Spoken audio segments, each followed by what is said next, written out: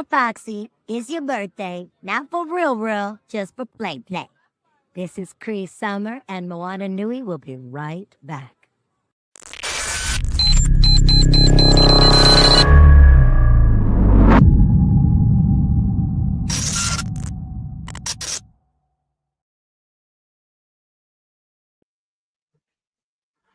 Good evening and welcome to our August edition of Moana Nui presents Geek Speak On Sports. I'm James, once again joined by Mr. Furious over here. Sir, how are you doing? I am actually pretty damn good. How about yourself, sir? I am glad that football is back, kind of, sort of. Preseason has already started. As you can see, I'm sporting some gear that I have not yet worn. Especially want everyone to see this right here. That dude right there, that dude says champions underneath. You know, this thing called the Super Bowl. Yeah. So, you know, had to rock this for the first show because football's back. I understand. You still got some haters out there that you got to make an example out of. I understand. You know what? Let me start off by apologizing for my crash out on last month's show. And just say that from this point forward, I am going to take the approach of the quarterback of the Philadelphia Eagles and pretty much say that, you know, I had a purpose before they had an opinion. You know what, James? You can do that. You be that person, because when my Falcons finally win a Super Bowl, I am not taking the respectable approach to nothing. Oh, no. I didn't say I was taking the respectable approach. I will still be petty when necessary. See, it's that when necessary part that sets you and I apart. I don't want to be overly petty. Oh no, I'm gonna be overly petty. oh yeah. How are you, Candaysee? Thank you for joining us this evening. Candaysee, you know, Hard Knocks is on, and you know my team is on Hard Knocks. I know your team is on Hard Knocks. I'm sorry that we're interfering with you watching the live air of Hard Knocks and with the Buffalo Bills. I'm sorry. It's all right. I'll catch it on the replay. I mean, if it makes you feel better, in-season Hard Knocks is going to be the NFC East this year, so we're going to be running up into a couple of episodes in November and December. So that's all right. I'll be okay. I just want to see the Bills. That's it. I'm not going to watch that. Of course, that's all you want. Naturally. All right. So, did you do the homework? Of course, I did the homework.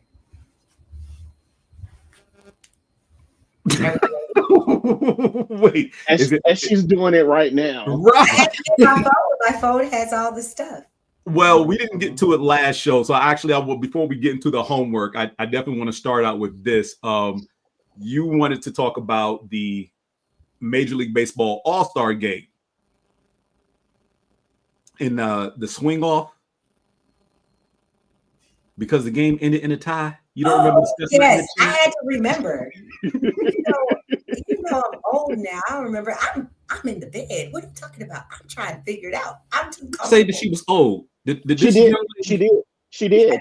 This young lady. I'm trying to tell you guys that I am grown and old, but I'm still younger than you. So if I'm old, you're old. Ma'am, you were in middle school when I graduated high school. Don't start with me. Okay. You're right. But anyway, yes, I wanted to talk. Hold on, let me move this around. I wanted to talk about the swing off because I thought it was really cool. Hello, can you see me now? Yes, we can see you now. Hello. Okay, let me get my mic right here next to you. Okay. Hello. For those of you who watch Major League Baseball and you were just so sad about that whole swing off, let's just say it was amazing. You want to know why it was amazing? Because it was the All-Star Game. It's not like they do this in regular season. So why not let the fans be entertained by a swing off? I'm just mad that I didn't get to see Pete Alonso because he was going to go last and smash it for us if it didn't work out.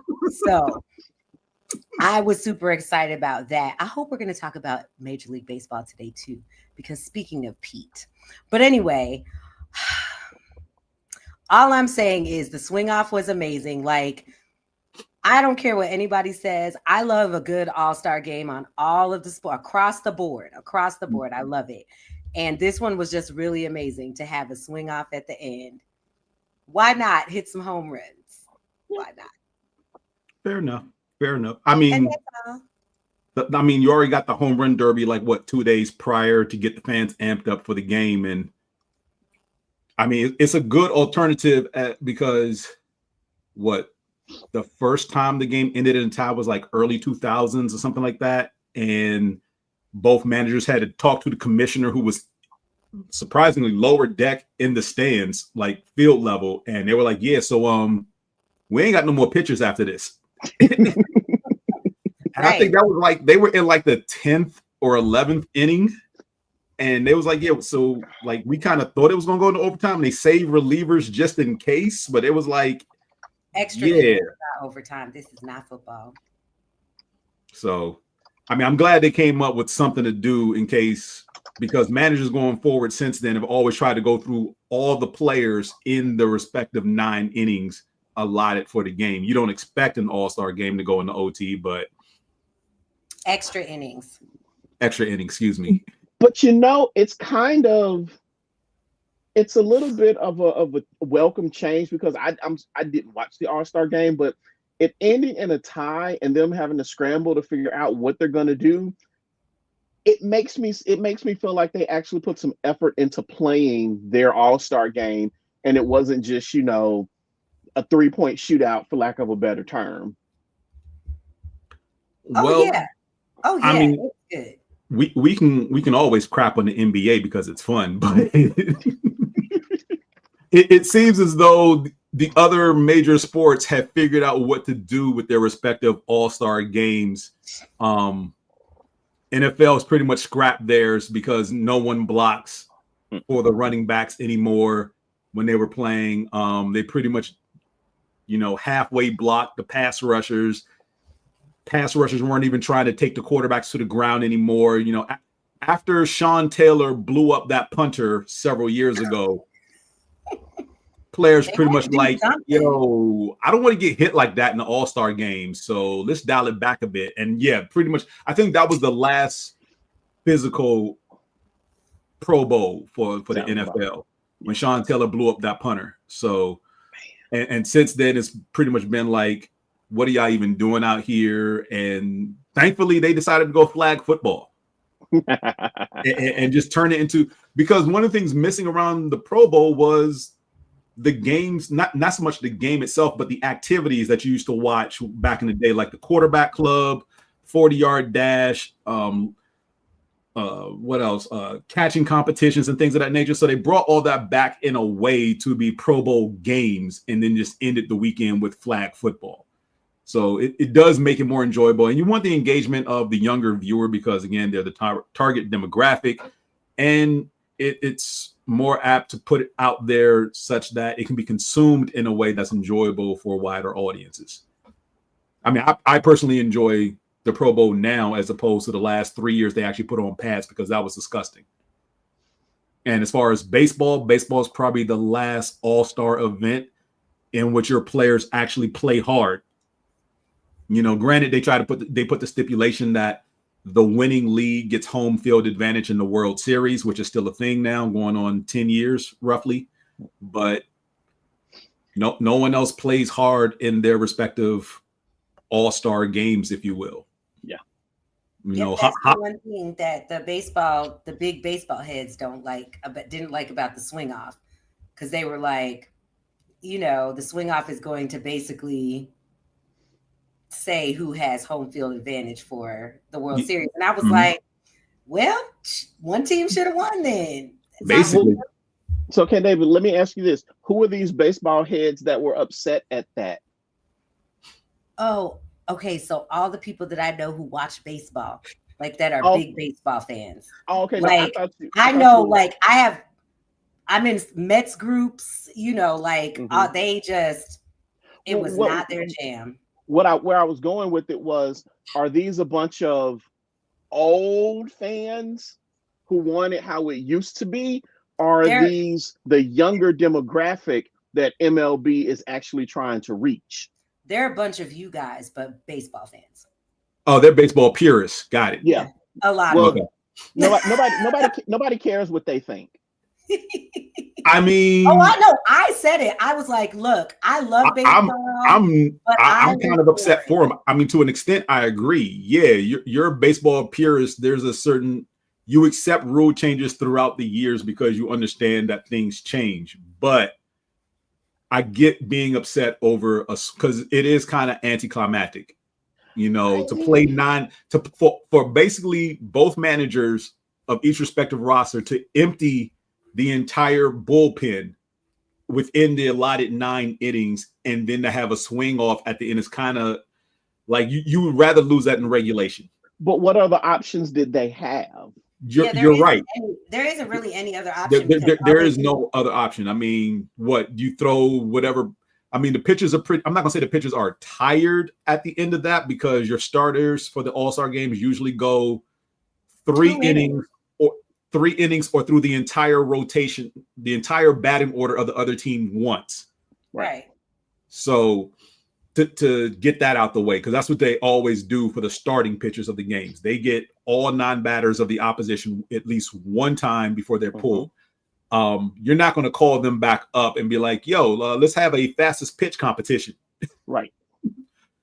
Well, I mean, what I'm saying though is fans who are purists to me are always the fans that, to be quite honest, I don't want to hear from very often. But those are the fans who also want the best thing for the sport.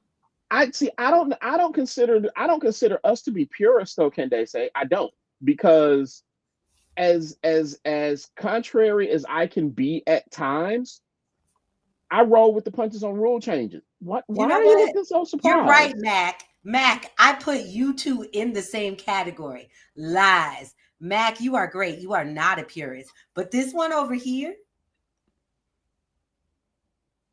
What, me? I mean, when it comes to the NFL, yeah, and screw the Packers for trying to ban the tush push. So, you know, NFL purist. There's awesome. And you know what? I love to hear. Damn right, I'm an NFL purist because I watched growing up. I watched film on the NFL from the 50s and the 60s. Hell, I even watched grainy black and white footage from the 30s and the 40s. So I know what the NFL looked like before I was born. See, he watched film. As soon as somebody says I watched film and they didn't play on that team, they're a purist. Yeah, I watched film. I'm not knocking that. There's a certain way I want my football to be played. Why, you know what? That's why I had to renege on what I said. You're right, Mac. You normally roll the punches, but unfortunately, I think it's more you roll with the punches because of the punches that you have been given as a Falcons fan. And whoa. I get it because I am a Bills fan and I'm a Mets fan and I'm a Knicks fan. So I get it. What does my fandom have to do with this? I'm just saying I understand why you can roll with the punches, because sometimes we just got to roll with the punches when our team isn't doing what we wanted to do. I know. I've been there. I roll with the punches, Candaysee, because I understand that change is good for the league. Is that really why you roll with the punches? Yes, that's why I roll with the punches. Okay. If you say so, I believe you. If it was James, I wouldn't believe him. But I believe you, Mac. Because I've known you for years and I know that you I don't know how much I like you right now, Candaysee. You love me lots. You're right. I do love you, but I don't know how much I like you right now. You like me lots, sir. I don't know about that right now. I don't know. No. So who wants to go with their homework first? I'll go with mine first. Wait, time out. There was more homework. How was there a first? I thought we were just going through categories. That wasn't the homework we just did. That was the what we left off with last show. Yeah. I know, but okay, so the homework starts with with what we're going to talk about, the WNBA and all that stuff. No, the homework No. is your non-NFL story.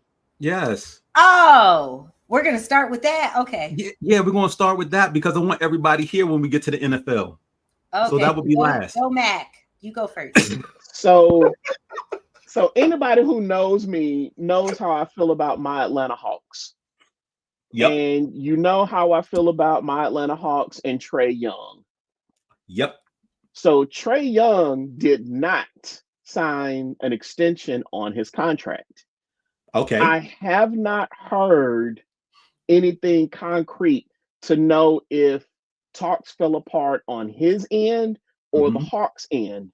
But what I do know is if he doesn't sign an extension after next year, he can potentially sign a max deal for well, no, I don't know if it's a max deal because he can potentially sign a deal for $345 million at the end of next offseason, which that's a much better deal than according to the scuttlebutt, that's a much better deal than what he was going to sign as an extension this year.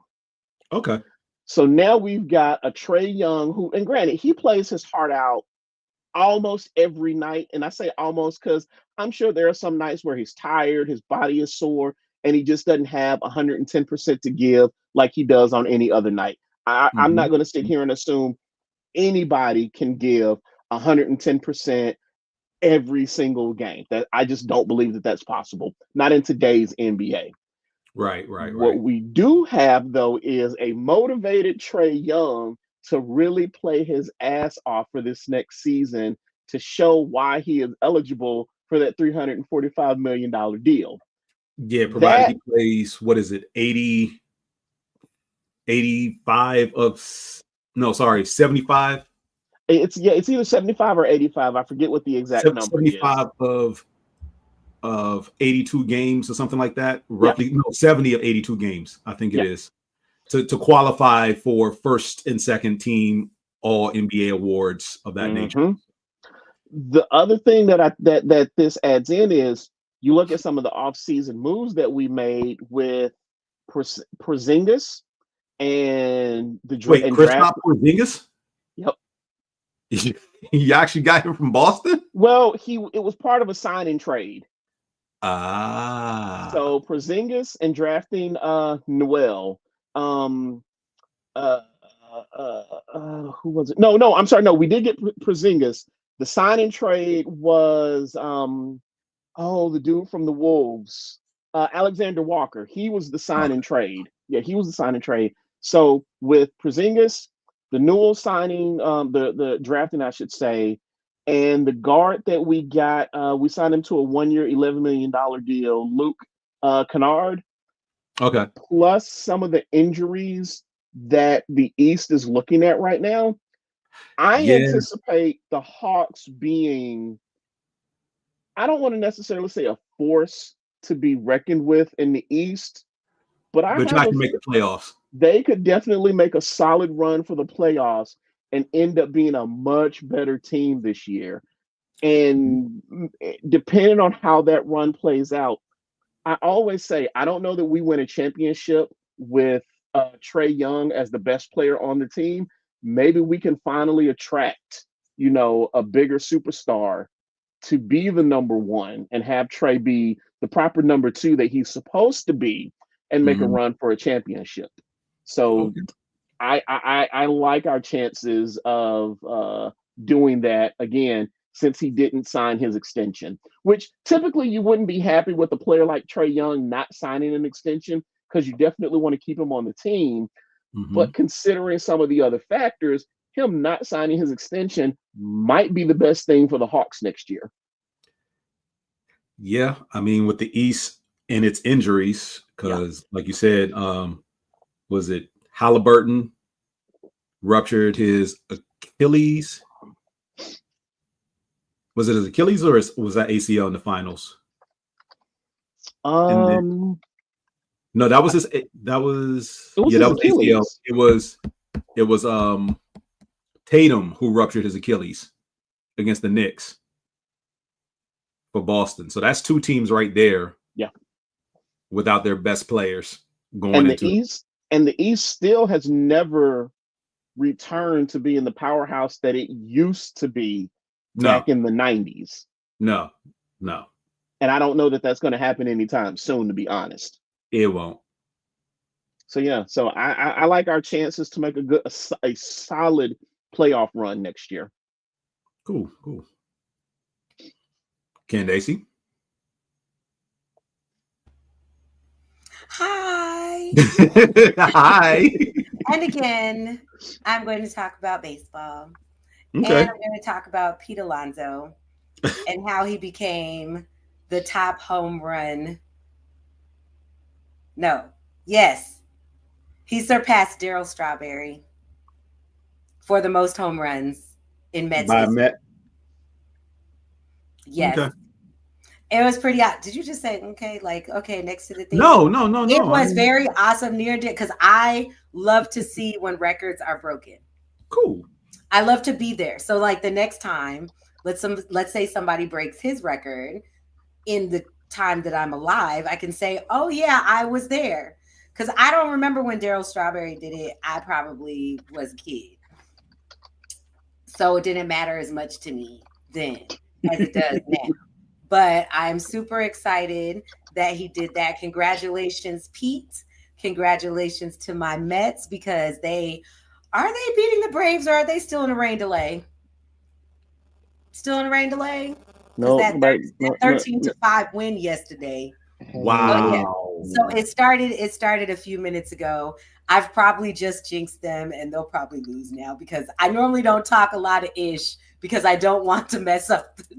I don't want to mess it up, but I just did because Mac is here and I had to say something. Meanwhile, 15 seconds ago. Oh, did we get something? Okay, I missed it. What happened? I'm not watching. Trash talking. Oh, yes.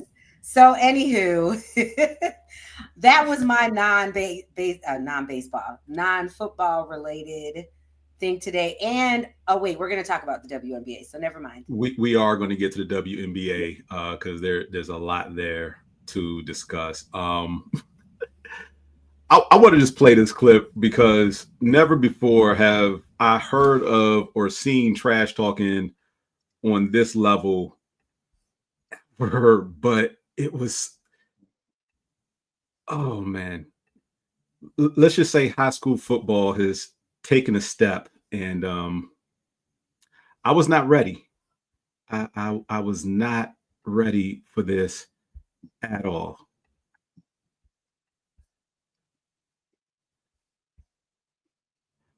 He done ran over you 3 times. You ain't made no dirt. You diving in the dirt. You got more dirt stains on your knees than your ass. I ain't never had dirt stains on my ass. You ain't got none of that blood in me, boy. You 10 up. You take out your mama. Go. He ran on Jeremy again.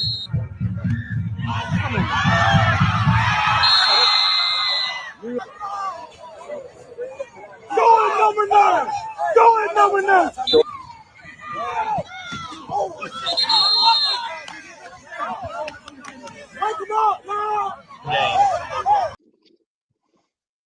So wow. Yeah, so when your grandfather coaches for the opposing his grandson's playing for the opposition. And I found that hilarious because that's wild. And calling him out too, telling his own players to run at his grandson. Right. Because there's dirt on his butt, which is not supposed to be because that means you got ran over. Right. But I couldn't not share that after I saw that on IG. I mean, that was awesome. That was awesome.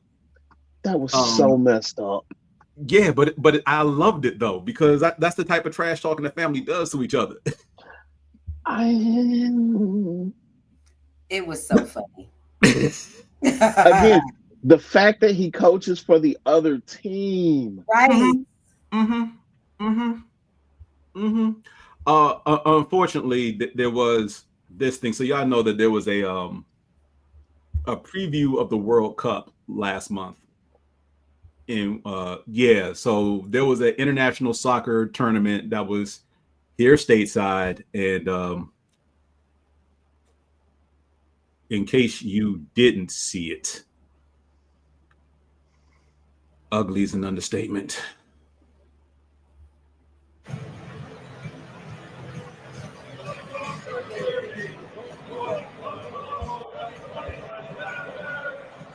I'm gonna bring it back just a little bit so you can see it clearly.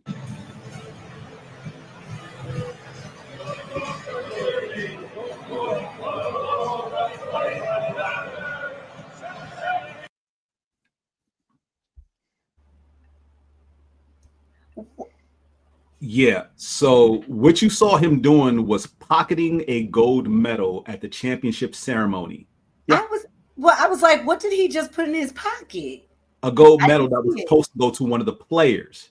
So what happens and what that video doesn't show is that before that, the players of the winning team are walking by the other gentleman who was there at the trophy stand was the organizer of the event.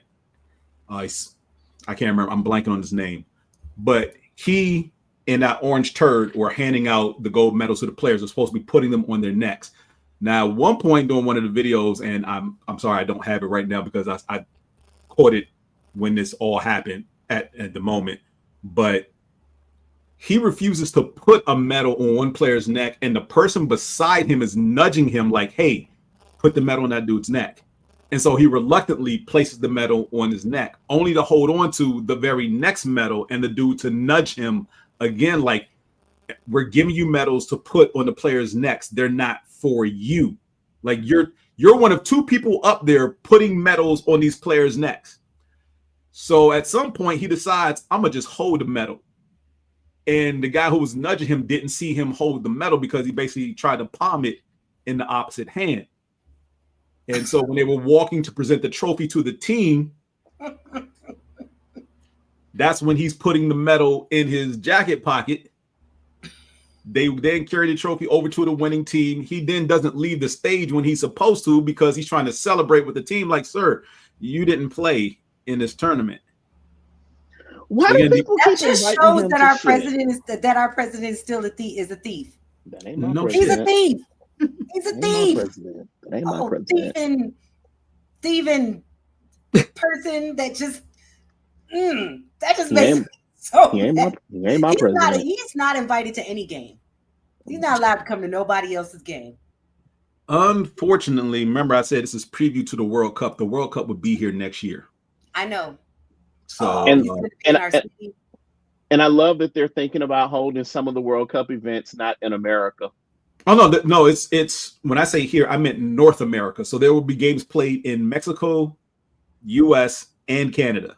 No, I know, but some of the games that we're supposed to host, I remember reading somewhere that they are thinking about moving outside of the United States. Oh yeah, they should.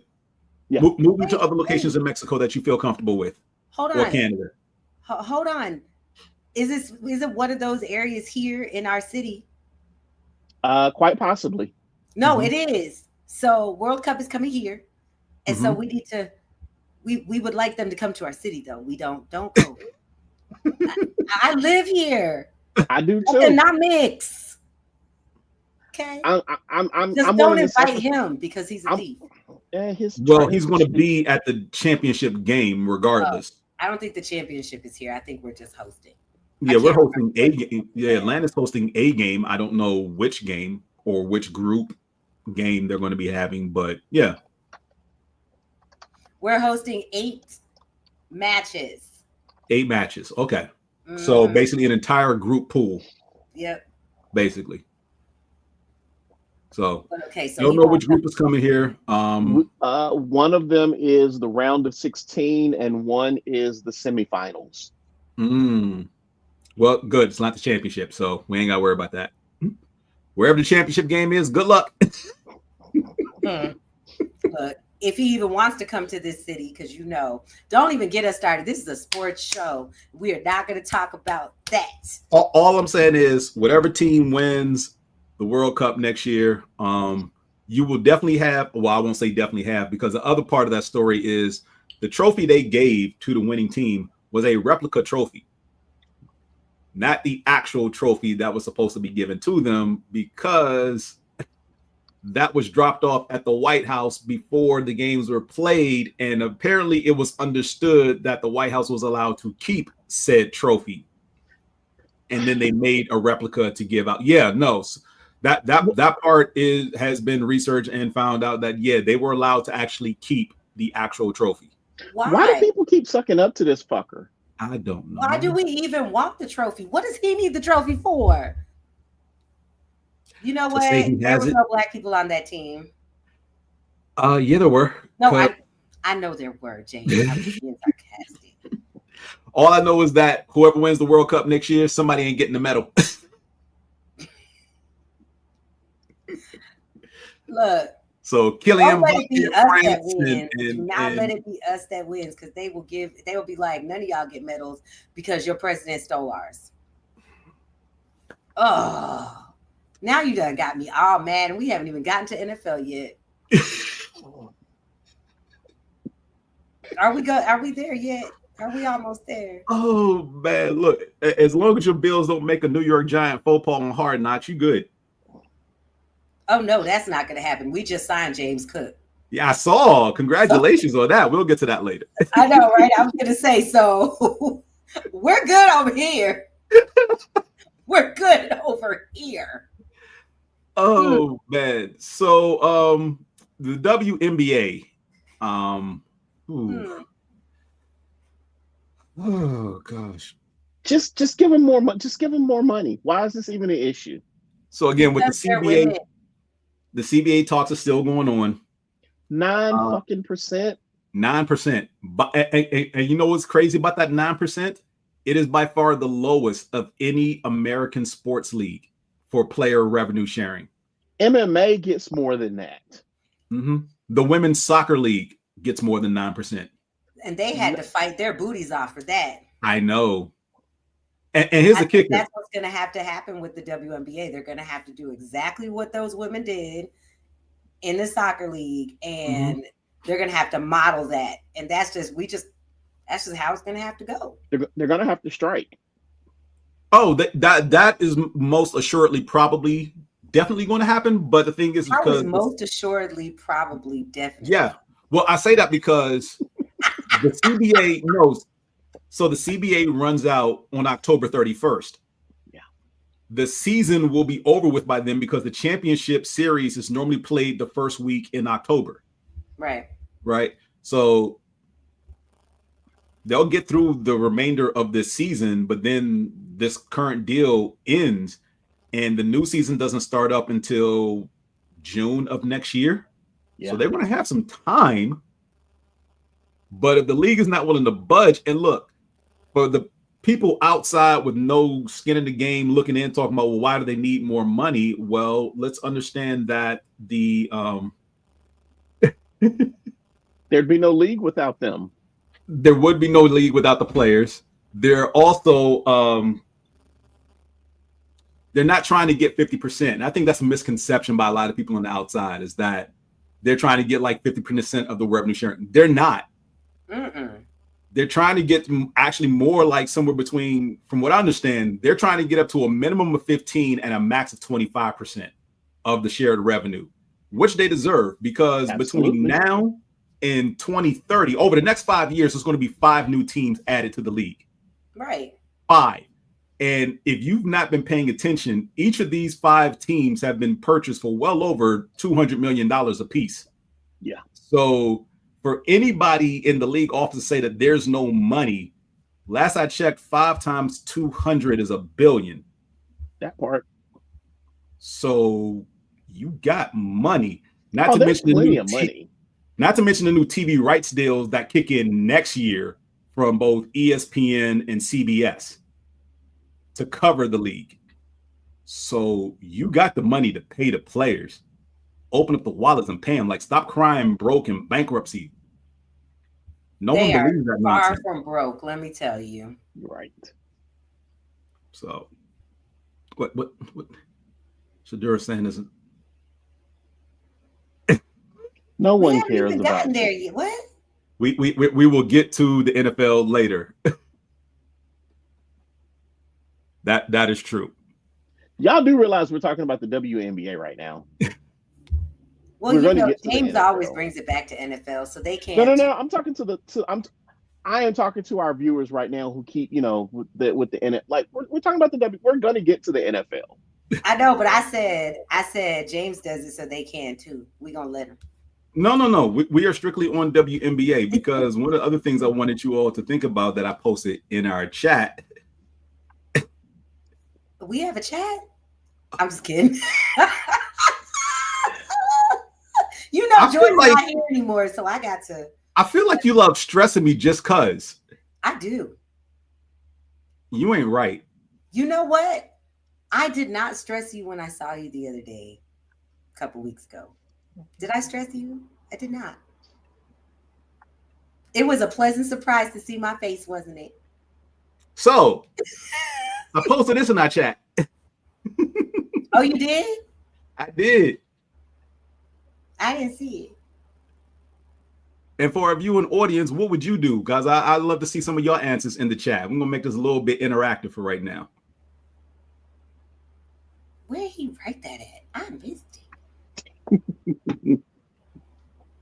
Before we get to that, oh, wait, no, I'm sorry. You hadn't posted that one yet. Never mind. Wait, what? Okay, so first of all, that's not true. That is not true. Even if it was true, even if it was true, what a lot of people don't realize is you look at the NBA. The NBA revenue sharing, I don't remember hold on. When the NBA wasn't profitable. You mean for 40 years? NBA players were making a much larger percentage of revenue sharing than the NBA is. So I'm sorry, this idea that they're losing money, that there's no money, there's not enough to pay the players, that is bullshit. Because did the man say lower the rims? Yeah. I'm going to disown you, Mr. Covington. That's all I'm going to say. Lowering the rims ain't never going to happen either. There are women out there dunking right now. Why would they lower the rims? I have no idea. There's no reason to lower the rims. There's no reason to lower the rims. The rims are never going to be lowered. Are you watching any WNBA game? Probably not, to say something asinine like that. And yes, I called your comment asinine. I don't have a problem saying that. I feel like he might be. I feel like you might be playing. Put a thumbs up if you playing, Martin, because we not about to go. I don't think he's playing, but he can be dragged in this in the show for the next 5 minutes. Pretty much.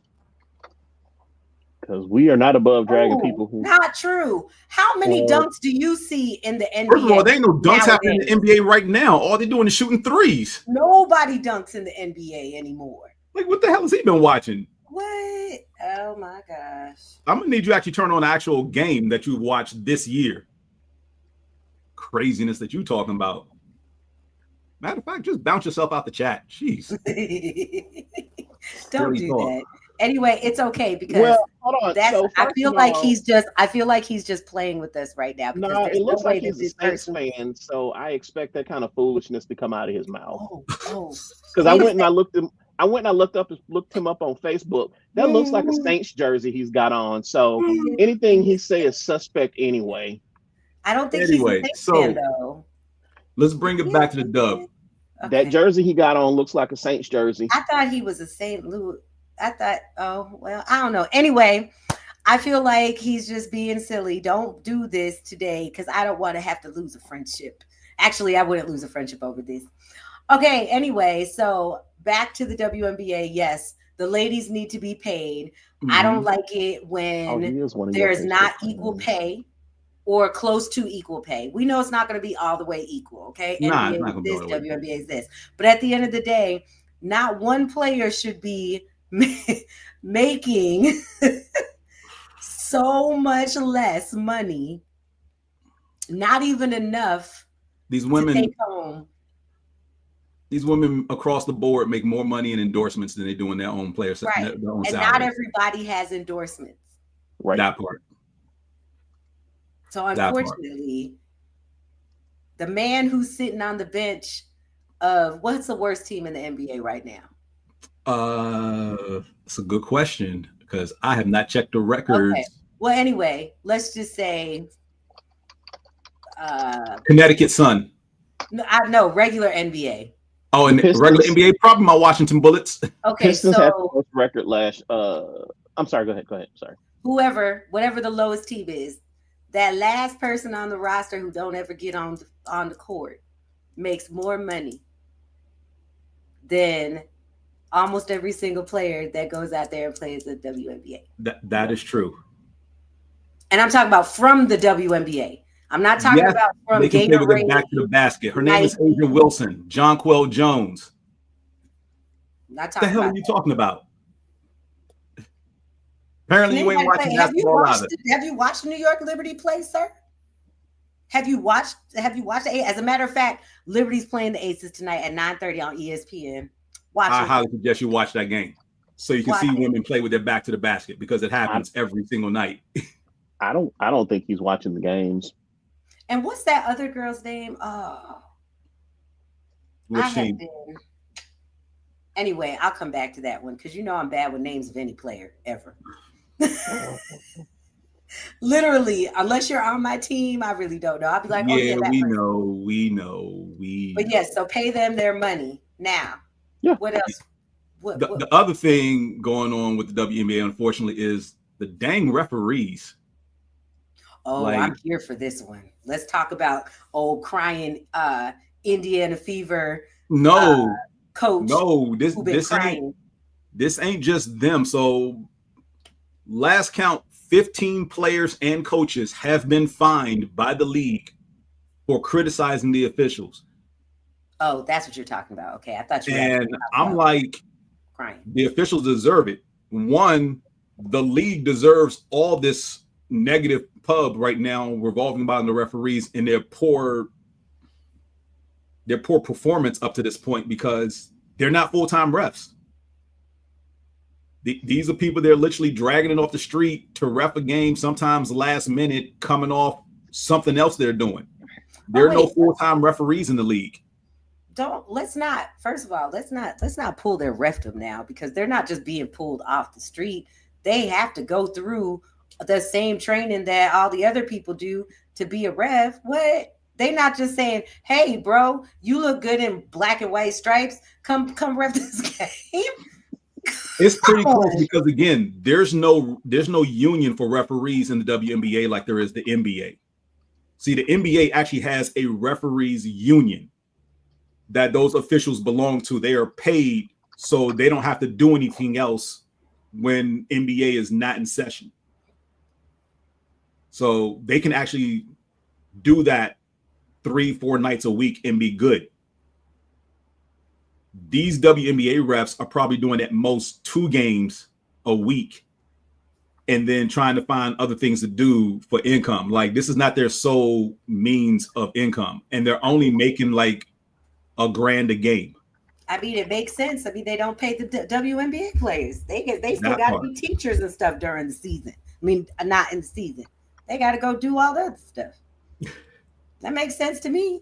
But we're not gonna do them like that though. They not being. Yeah, we are because I mean, my thing is so again, I'm not putting it all on the referees. The league is at fault as well because the league refuses to do anything about the officiating other than we're just going to keep doing what we've been doing. But again, remember, 5 new teams over the next 5 years have each been purchased for $200 million and a new TV deal kicking in next year. So don't tell me you ain't got no money. You can create a union for those referees, get them in there full time so they can ref the whole 4-5 month season and train them up so they can do a better job than they've been doing.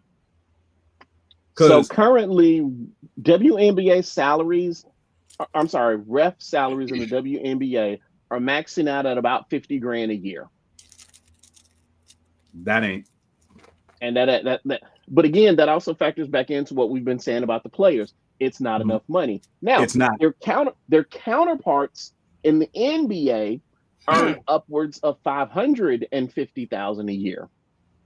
It's a longer season too, but yes. Yes, it is a longer season. But yes, yeah. I understand wholeheartedly.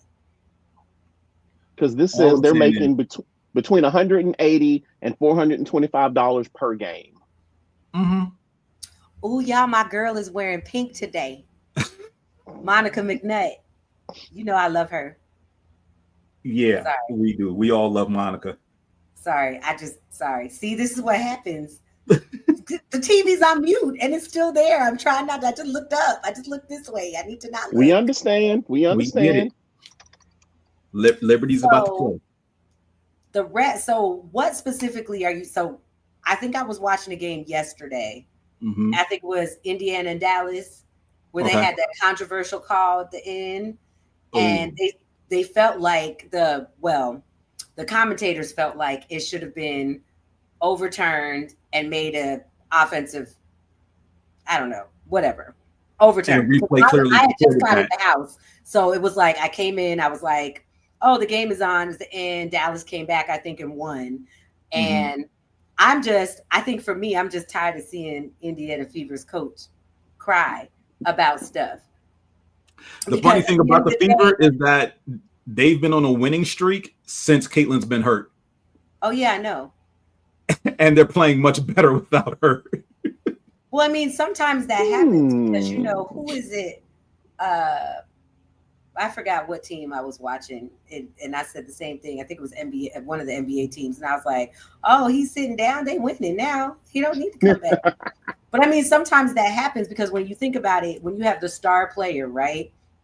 When they're on I think it was LeBron, as a matter of fact. They were talking about how the Lakers were winning when LeBron was gone, but then when he came in, they weren't. But when you have the star player, so you're always trying to get them the ball. They're always trying to make a play. But when they're not on the team, when they're not playing with the team, court, yes, they got to do what they got to do. Sometimes you're just better without your star player. Fair enough. But I mean, they actually have a pretty good squad. Like, if you watch them play, they don't suck. So come on now. Oh, Indiana, yes, absolutely. Yeah, no one's denying that. Between Kelsey Mitchell and Leah Boston, they are balling right now. That's another person that can play with their back to the basket. Just saying. I be tired of these men coming in here talking all crazy. But anyway. Hey, look, I'm here for it. I know. Let them know. Most of the time, I'm just quiet until they say something crazy. Then I say something. Yeah, and that was clearly out of pocket. But Saints fans. Oh. All right, since we're itching towards it, let's go ahead and get into the NFL and all the craziness. Are we there now? Yeah, we're there now. We're there now. we're there now. So where do y'all want to start with the NFL? Because there's so much that's happened recently. It's hold on. Hold on a second. Let me look and see what that. Okay. All right. We could do. I'm looking at 9:20 because we start getting on one time. We got 1, 2, 3, 4. We got 5 topics to cover, gentlemen. For the NFL? Yes. Okay. I mean, go ahead. Where you want to start with your boy finally getting his contract? I'm just saying we have 5 topics, and so we have to keep in mind that there are 5 that we have to cover. I mean, let's go on and start with what you want to start with, Mac. I heard you talking. I'm sorry. I would like to say that I am so happy that Maurice Norris is doing better. He's currently, at least as of yesterday when I read this article, he's in concussion protocol. Which, if you don't know who Maurice Norris is, he's the Lions player who got hurt in the Falcons-Lions preseason game that caused the game to be suspended. When they showed the play, it initially didn't look that bad as you're watching the replay until you see when he hits the ground and how hard and far his head bounces when his head hit the ground. You also know it was a terrible injury because even before they suspended the game, they never showed the replay. Right. Oh, yeah. And that's a telltale sign, at least with the NFL. If they don't show you the replay, there's some serious shit going on. Some of the things I heard was that there was he was convulsing a little bit out on the field, and everybody kind of came together. But like I said, the article that I read yesterday from, hold on, where is this one? Let me click on the link real quick. This is from NFL.com. So yeah, according to NFL.com, as of, this is August the 11th, not even yesterday. As of August the 11th, he's in concussion protocol. They don't know if he's going to play this week, but the fact that he's in concussion protocol is a wonderful turnaround from where he was that night of the game. And I am so happy to hear that young man is doing as well as he is, because to go from them not replaying your injury to just being in concussion protocol a few days later, clearly he had a miraculous recovery. And that's damn good news to hear, even though, you know, I don't hate the Lions, because I don't hate the Lions, but you know, we're in the game. We're in the game. Oh, I'm gonna get to that. But like I said, I'm so happy that he's doing better. And while concussion protocol isn't quote unquote good, it's much better than he was just a week ago. Yeah. So that's some damn good news. Yeah, look, we know the game is a violent sport. Collisions that look innocuous can be more devastating than we think they are. So yeah, good that he's just in concussion protocol right now. Yeah. And to address blurography with Michael Penix. So I wasn't gonna bring it up. I saw the headline before we went live. So yeah, you knew I was gonna bring that up. You knew that was coming. I figured it was gonna be yours. So yeah. So the Falcons and the Titans were having a joint practice together, and things got a little. What was it that he threw a deep ball to Ray that he made a catch, and some people on the Titans started talking some shit. And one thing that I like about Michael Penix, or that I'm hearing about him, is he did not just sit down and take it. He had just as much to say as whoever it was that was talking trash to him. And when the scuffle started, the bench emptied out. His team had his back. And there's a part of me that the Falcons have always been, in my opinion, too clean of a team. I'm sorry, but to be a championship caliber football team, you gotta have some dogs on that team that's gonna throw hands and do the dirty shit that needs to be done. And I don't mean dirty as in dirty plays, but I mean when fights break out, somebody got to throw hands. And it sounds like Penix has the kind of guys around him right now that are willing to throw hands when the shit hits the fan. And I like it, because I was like, this is the kind of heart that I don't think we've had on the team since maybe John Abraham. Yes. And I am new era. Yeah, exactly. Bring them dirty birds back. Yeah. So yeah, I was very excited.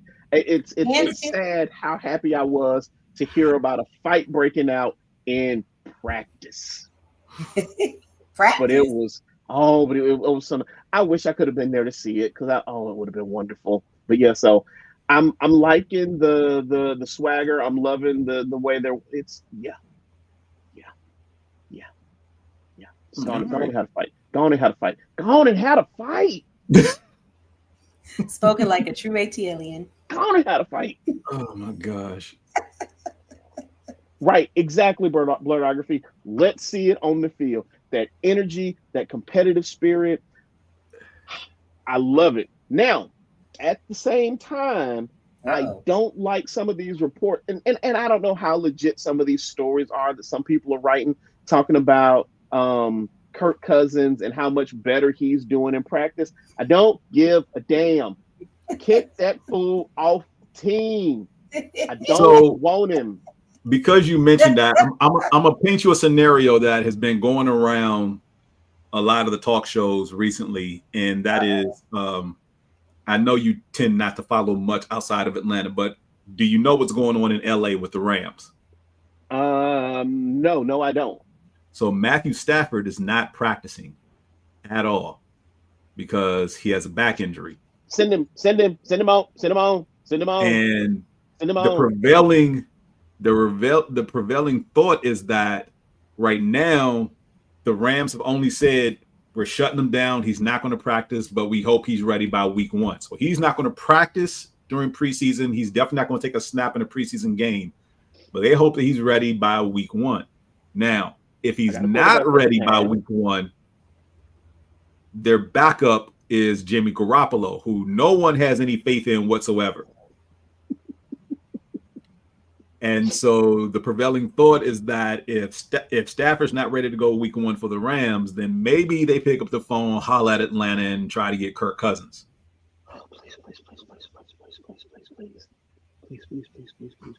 Oh, that ain't right. Please. What ain't right? That ain't right. I'm talking about blurredography. I have never ma'am. I have never had anything nice to say about Kirk Cousins' football acumen since the day he took over for RG3 in Washington. I will never have anything nice to say about Kirk Cousins' football acumen as long as he's throwing or on an NFL roster. When he got to Minnesota, I pretty much chalked it up to that's one less team that I have to worry about winning the Super Bowl for the 6 years there. And I will continue to maintain that as long as Kirk Cousins is on your roster in any capacity, you ain't winning the Super Bowl. Sorry, Matt. Yeah, definitely $100 million wasted. Absolutely. But we knew it was wasted last year when they dropped the news. We was on this whole podcast saying the same thing. Atlanta just wasted $100 million. Pretty much. They could have just gave that to me. Right. Look, you've been saying it for a whole year now. He is the highest paid backup. Highest paid backup in the NFL right now. But look, let me take that back. I do have one positive thing to say about Kirk Cousins. He's got the greatest agent walking the face of the earth. Hell yeah. Yeah, he does. Because he got 2 fully guaranteed contracts out of the Vikings, and then another $100+ million guaranteed out of Atlanta. I don't know what he's doing, but players, if you want to get paid, you need to holler at Kirk's agent. He got some dirt on somebody. He doing something right. But that's the only positive thing you'll ever hear me say about Kirk Cousins' football ability. He's got the greatest agent to ever live.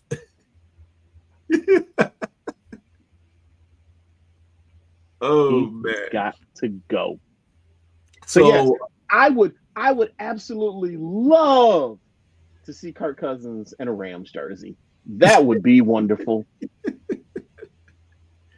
Again, that's a scuttlebutt going around that if Stafford's not ready to go week 1, then Rams should probably pick up the phone and talk to Atlanta for Kirk.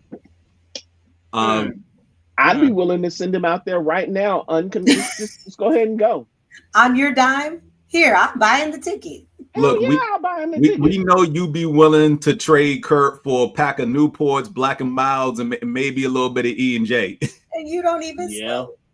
You're right. And E&J is. I don't know about that blurredography. He ain't that dude. He ain't that dude. But when you look at his, I can kind of see where he's going with that because. But it ain't him. You know how many other quarterbacks they could use before they get to Kirk Cousins? That's a fair point. It's not fair. It's the truth. You know how far down Kirk Cousins is. Josh Allen, Justin Herbert. Do any of them have any kids though? Goff. Do any of them have kids? Who cares? No. But that's just it. It's the total picture that he presents with the smiling face. He's such a nice guy. He's got the wife. He's got the kids. Let me stop you right there. You remember that Jordan meme about kids? Yeah, that's where I am right now. I'm just saying. No. You don't need to say nothing else. We can dead this right now. Just think about that Jordan meme and kids, and we can dead all that nonsense right there. As far as what he was talking about, Aaron Rodgers. Come on now. There are too many other quarterbacks before we even get to Kurt's bum ass. Aaron is too controversial right now. Anyway, moving on from Kurt and his trash self.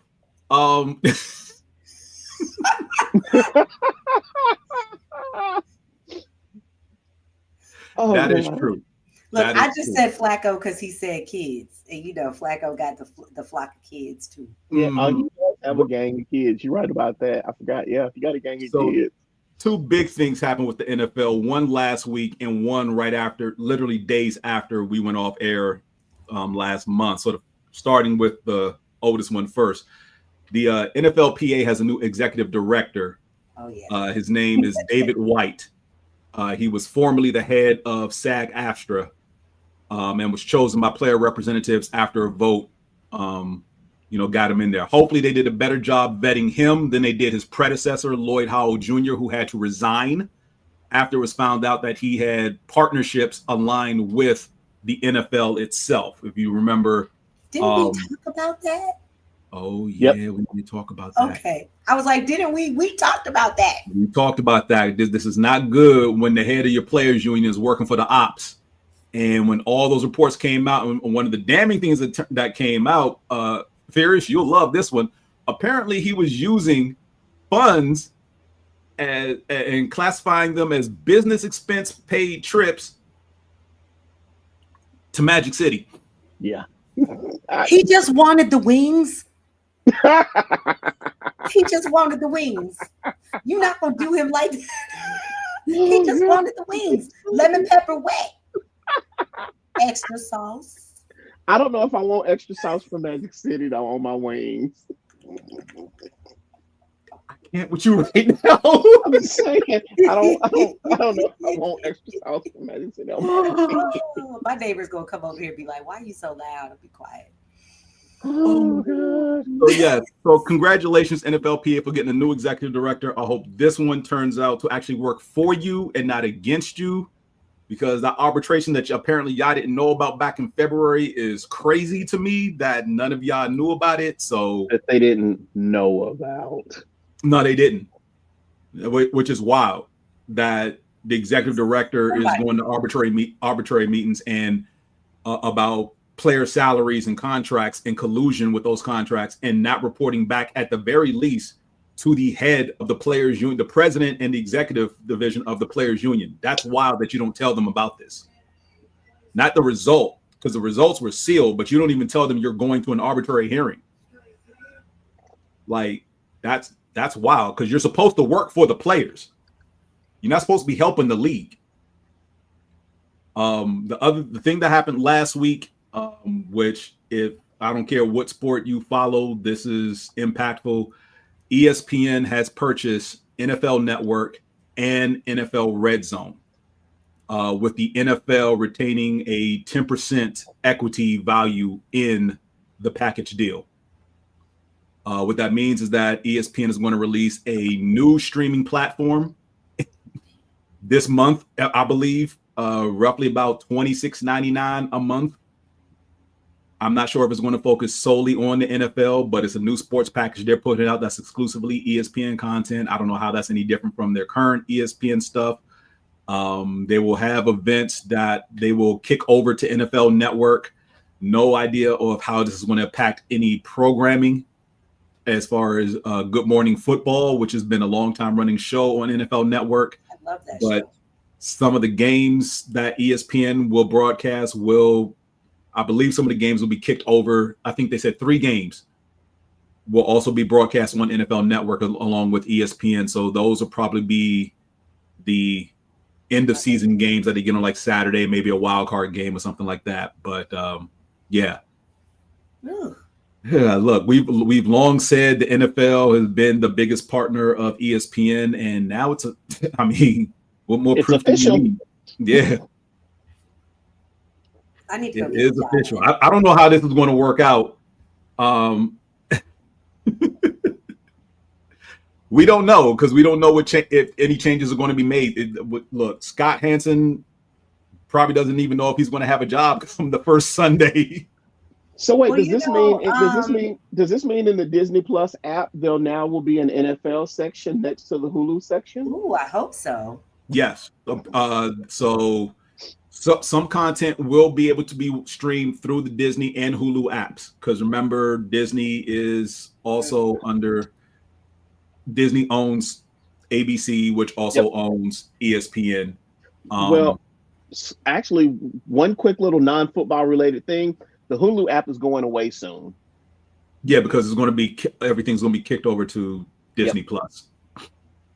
Yeah. So, but Roger Goodell, when he was when they were interviewing him when it first happened, he said that there really wasn't going to be that many changes for NFL Network or Red Zone. But what he alluded to was that there may be something like a Red Zone for all of the other sports now coming through ESPN. So I was like, because you know how NBA, you know, like you might get something like that when they're like playing the NBA games or WNBA games or whatever. And so I was like, that might be pretty awesome. Yes, Blurredography, for an additional charge. Definitely for an additional charge. It will be a separate channel. It will definitely be a separate channel. So it'll probably be that thing where like, which is wild because every major sports league now has their own network. MLB has a channel. NBA has a channel. Hockey has a channel. So to do something Red Zone equivalent for all those other sports in season only makes sense. Yeah. So yet the price of watching sport, the price of being a sports fan continues to go up. Of course it does. Gosh. Well, I mean, because salaries continue to go up. And even NFL, like just to watch the NFL, I think I saw out there somebody said that, you know, if you want to watch all the games, it's going to cost you a good $1,000 for the year. I was like, you want a whole rent and car note together to watch the NFL? And I don't know if that number included oh crap, what's the shit that YouTube just took from the just got Sunday Ticket? Yes, thank you. I don't know if that 1,000 includes Sunday Ticket. I think Sunday Ticket, well, I don't know. The one that I saw, it was just a little meme. I think it had Sunday Ticket, it had Red Zone, it had ESPN, Peacock, whatever, all the ones. Yeah. Well, the Sunday Ticket package for this upcoming season will be $276 for new subscribers, while returning subscribers will pay $387. And I think that is BS. I feel like returning subscribers should always get a lesser deal. They should. But if I'm going to be with you year after year after year, every year I should get $50 off to a certain amount. Do you know what I'm saying? Like if I start out, if it was the deal is $299, the next year it should be $249. The next year it should be $199. Like, I mean, it unfortunately it's pusher economics. I know. Your dealer always says the first taste is free, and then upcharges every subsequent return. High on the supply. Okay. Anyway, sorry. We had. But those are the two biggest things NFL wise. I at least wanted to get into. Candaysee, what do you got? Oh, about which one? NFL, anything. Oh, anything. So I really didn't watch any preseason. I was excited that it was back, but it came on a weekend where I had to work. So I missed a lot. Well, but I'm excited about all these. I'm excited about everything. And I'm excited about football, fantasy football coming up. I think that's the biggest thing for me. Of course, and I'm excited about we have this undrafted rookie out of Virginia Tech on the Bills that they say is nice. So I'm hoping that he makes it all the way through. So I'm super excited because we need some receivers. Fair enough. We need some receivers. Y'all have receivers. We do, but we need more. You want to know why? Because my team will be stacked going into the season, and after like first or second game, 12 people are hurt, and then you don't know who's on the team anymore. Well, certain teams are not going to play their starters at all during preseason. So I know. I'm talking about like once we get to the season, like. Yeah, that's why I said we have a lot of good recruit receivers. We have some, I'm very interested to see like who's going to step up for the Bills. Like, I don't like to watch them preseason. I'll watch anybody else's team preseason, but I don't like to watch mine. So, and they were a 1 o'clock game on a Saturday. And you know where I was. I was at work. So I missed that. Okay. Yeah, blurography. I hope you fill those 3 spots. I am good on fantasy football for the rest of my life. That's because you don't know how to separate. Okay. You don't know how to separate. You are too invested, right? You're way too invested in your team. And so it's hard.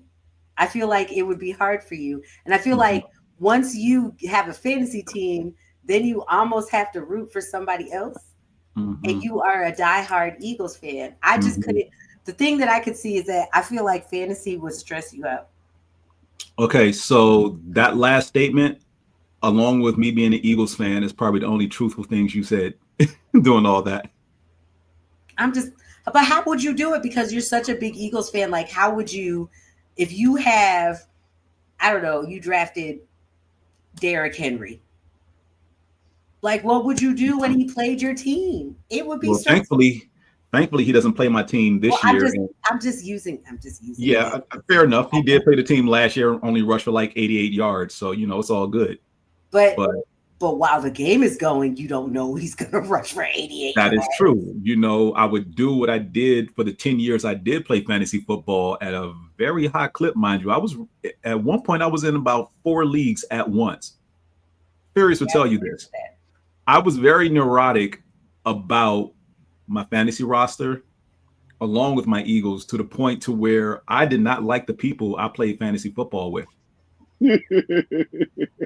I understand for a long No. I don't think you understand, because part of fantasy football is trying to make your roster better week in and week out through whatever means that you can do so via trades and free agency. And the trade part is where I had a problem, because no one even responded to trades. And that's where I never do trades in my league. Nobody ever wants to trade anybody. And therein lies the problem, because the handful of people who actually did approach me with trades wanted to give me trash players they picked up. Like, one dude actually wanted to trade me 4 kickers for 2 running backs. Why did he even have 4 kickers on his team? He didn't. He was going to pick up 4 kickers to give to me so he can get these 2 running backs off my roster. No. And it's the incompetence like that which made me annoyed with the people that I played fantasy football with, to the point to where I got bored and didn't want to play anymore. For 6 of the 10 years I played fantasy football, I won my league. Well, that's because you have to remember you're like the football guru of all gurus. You can't just play with like people who are not on your level. Like, I would never play fantasy football with you. I would never want to be on your. I would never want to be. Nope. And that's why I don't play anymore, because someone convinced me like, oh yeah, we're all friends, we're gonna play da da da. No, like, you knew your friends from the get go. That's the thing. You got to know your friends. See, I play fantasy football with people that are not my friends. Wait, I'm not your friend, Candaysee? You are my friend. I don't mean it like that, Mac. I'm sorry. I'm not your friend? Mac, you are my friend. You're not her friend. You're not her friend. What I'm saying, though, is... Newsflash. Breaking news here, folks. Candaysee and Furious are not friends. Mac, no, come back. I didn't mean it like that. What I meant was, I was going to say we created the fantasy league for the Facebook group that we were in. So I didn't base it on let me be in this thing with my friends. I was like, hey, these are fellow football fans that want to have a fantasy team. Okay. Well, at this point, like I said, that was Mac happens to be my friend in real life. Are you sure? You said you was in a league and people who are not your friends, and he's in the league. I don't like it. Why am I out here catching strays like that? I have no idea. Are you ready? I have to open up. I haven't even opened up our league yet, Mac. I'm always ready. Let me go ahead and do it now while we're talking. Go ahead, guys. Oh my gosh. Now you got to. All right. Since comments have been badgering us earlier in the show, Shedeur Sanders got to start in Cleveland's first preseason game and played well. played really well. All right. Unfortunately, if you listen to the head coach talk over this last couple of days, he is still 4th on the depth chart. And the reason he started that preseason game is because literally the supposed 3 other quarterbacks on the roster ahead of him, Dylan Gabriel, the other rookie who was drafted, Kenny Pickett, and Joe Flacco, are all hurt. And in the case of Joe Flacco and Kenny Pickett, there's no timetable on their injuries. Dylan Gabriel, however, should be ready for this week's game against Philly. And now Shedeur Sanders actually is nursing a shoulder injury going into this week's preseason game against Philadelphia. Is that where you know what? I'm not even going to say what just came in my brain. What? I'm not even going to say what just came in my brain. What? No. I mean, it's too late. It already popped in your head. You might as well put it out there in the universe. Well, I was going to say, I thought he had an oblique strain. I didn't know he had a shoulder injury too. Is it oblique? Okay, my bad. Okay, see, you had me in my brain. I was like, no. The obliques were down here. No. If I'm wrong, correct me. Yes, he has an oblique injury. He's unlikely to play Saturday. Yes, my bad. Bad. That's on me. But my brain, the reason why I said I didn't want to, because I was like, now I'm going to act like I don't know anatomy, so I'm going to be quiet. No, you know anatomy. I knew. Look, I can see you being like, duh, Candaysee oblique is here. And no. I would not do that. I would not do that. No, you knew better than me. Yes, you knew better than me. Sorry. It's all good. But you know what? But my question is this: did we think he wasn't going to play well? Like, that's the thing that's making me mad. That you mean we here on this show, or the universal we as far as the people who watch football? Did the people who watch football really think that Shedeur was just going to go out there and not do well? Yes, some of them did. Yes, absolutely. Really? Yes. Oh, blurredography. Why do they have so many quarterbacks on their roster? Injuries.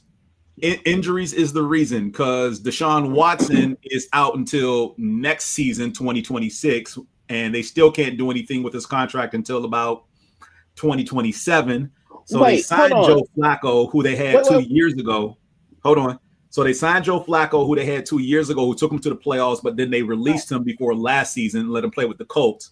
They traded Philadelphia for Kenny Pickett just to have another veteran presence, because they figured maybe he would be the guy since he just won a Super Bowl. And then they drafted 2 quarterbacks. But when Flacco and Pickett got hurt, they also signed Terrell Huntley as well. So, yes, there are 6 quarterbacks for those who haven't been keeping track. Close. Browns roster. 6. We don't know who's going to make it to the season, because people are thinking that there's really no reason they should have let Flacco go last year. They should have just kept him just in case, but they did, and we saw how last season turned out.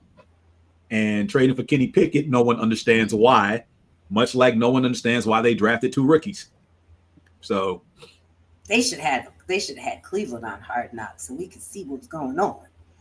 Well, we probably all thought Cleveland was going to be on Hard Knocks. I'm still not sure how the Bills got there, because the NFL league rules state that teams that make the playoffs and teams that hire a new head coach are ineligible to be on Hard Knocks in the preseason. So how the Bills landed in the spot, I have no idea, because you don't have a new coach and you did make the playoffs. Right, the last couple of years too. So, but I thought that every team though still had to be on Hard Knocks at some point. I just thought it was our turn. Literally just thought it was our turn. No, it wasn't. It wasn't your turn, because the Dallas Cowboys have been on Hard Knocks twice. The Jets have been on Hard Knocks 3 times. The Browns have been on twice. So there are other teams, like it's usually those teams that are coming off of bad seasons that end up on Hard Knocks. Right.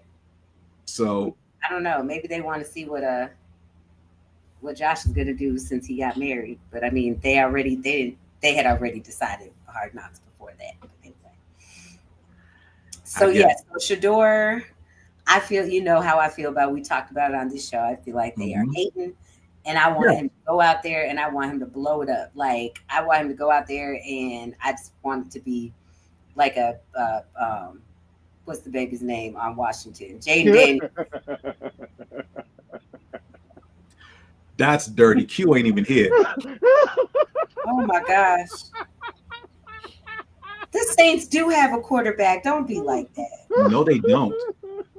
Quickly, They have off the top. zero quarterbacks. Okay, hold up. Wait a minute. Quickly off the top of your head, who's the Saints quarterback? I don't know. Oh, there you go. But I wouldn't know. You could ask me about some other ones too, and I wouldn't know. So who is their quarterback? Let's look it up. It's do they still have Tyler Hunter Deckers? Are you sure that's the Saints quarterback? He is a Saints quarterback, but will he be QB1 on week 1?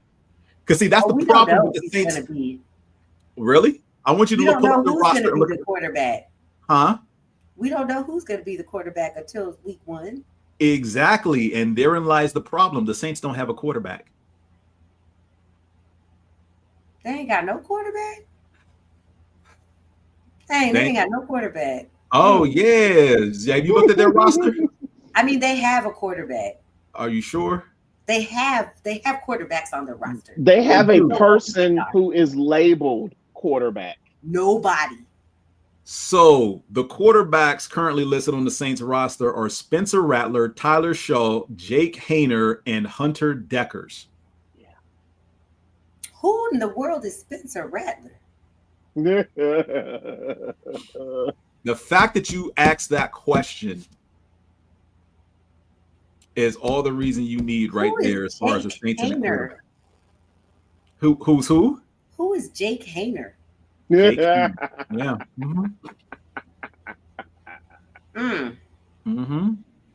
Ask your Saints friend Candaysee, he can tell you.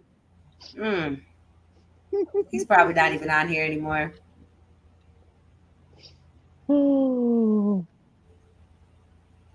But that's so sad. Like, that's so sad. They just like, that's sad. They could just, maybe they could trade. What messed them up is Derek Carr retired. Right. Now, granted, he did retire before the draft. Right. I don't know what their plans were going into the draft, but they didn't do themselves any favors coming out of the draft. But they didn't draft a quarterback, right? Yeah, they did. One of those last two names was drafted. Oh. They did draft a quarterback. Okay, well. Yeah, there's that. Should have drafted Shador. That was the perspective a lot of analysts said, like they skipped over Shador in the draft. And now they don't have nobody. They did draft Tyler Shaw. They drafted in the second round. Who's that? I didn't say his name. I said however it's pronounced. I said the Hayner guy. Yeah, you said the Hayner guy. He wasn't drafted this year. Oh. Well, anyway, poor Saints fans. We'll move along because we didn't mean to talk about them. Yep. We did not mean to talk about them. Blurredography, you got to chill, bro. I mean, I meant to laugh at them. Of course you did that. Absolutely. Of course you did. I have it's pure unadulterated hate. So my question is, James, yes, are you showing the Denzel clip? Because we're talking about Jerry next, right? Yes, I can find the Denzel I'm clip. just wondering, I didn't know if you were going to or if you weren't, because let me tell you, it was such a treat to actually be watching First Take. That was so funny. I love a good fine black man anyway, but a fine old black man and a fine old black man talking to Jerry like that. I didn't realize that Denzel was even a freaking Dallas fan. Yes, I don't understand that, and he's from New York. He talked about it though. He talks about it on First Take. He said he was from Texas. His father, I believe one of his parents is from Texas, so they root for the somebody's Cowboys. from Texas. No, what it was is the reason he's a Cowboys fan is because when he played high school football, they ran a lot of shifts and motion when the Cowboys were also doing that. So his thing was, the Cowboys are running our offense, so I'm gonna be a Cowboys fan. That's how he became a Cowboys fan. I could have sworn he said he was from Texas, but I don't remember. He might have been talking a whole. Look, Denzel was talking. Blurredography. I want you to understand the history between your squad and the Saints. And sweeps are not something that happen regularly between these two teams. So do not underestimate how crappy they are this season. Blurredography loves even this dude right here knows firsthand that just because they trash doesn't mean it's an easy dub. That's right, because that he's rivalry seen some things in his 40 plus years. Whew, boy. That rivalry is real. So just calm down a little bit on the sweep stuff.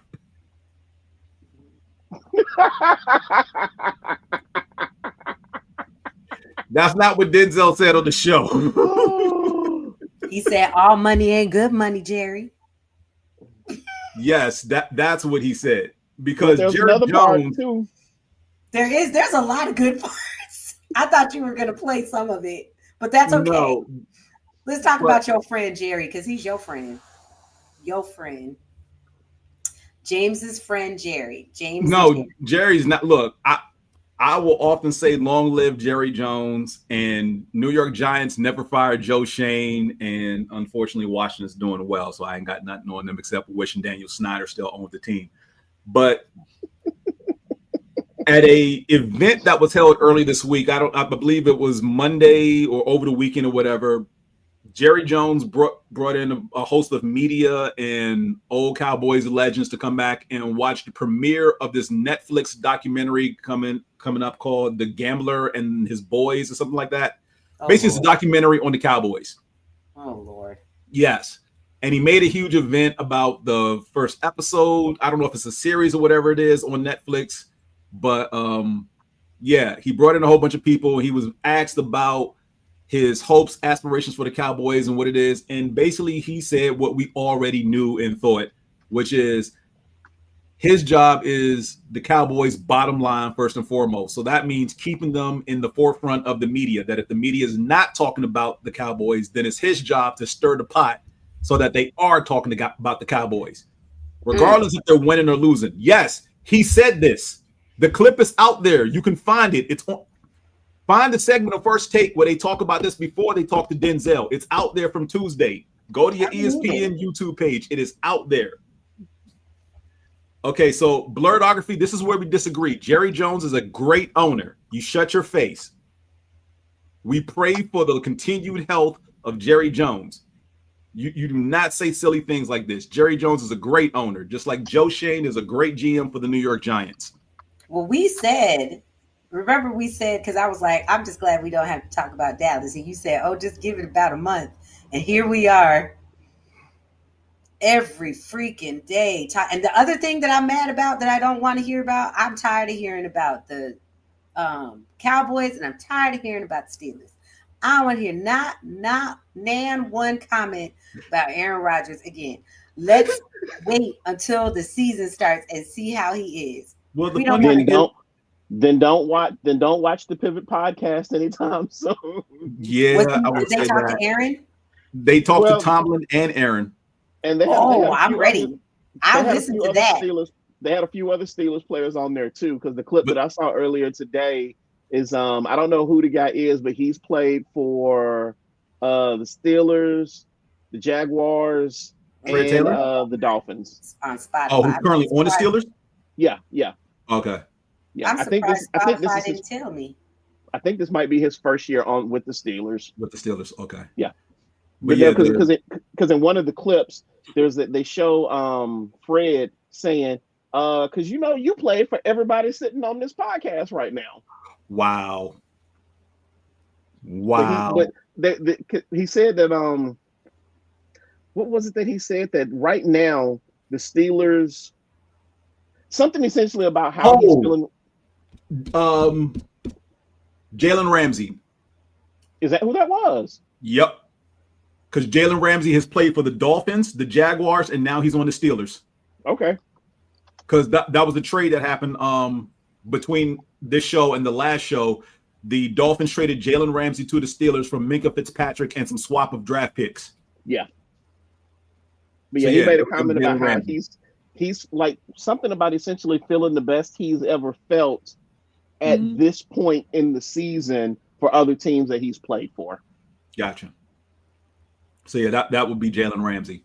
But yeah, so look, the reason the Steelers have been in the news because people don't think that they are offensively talented enough to win the 9 or so games needed to guarantee Tomlin's continued success of never having a losing season.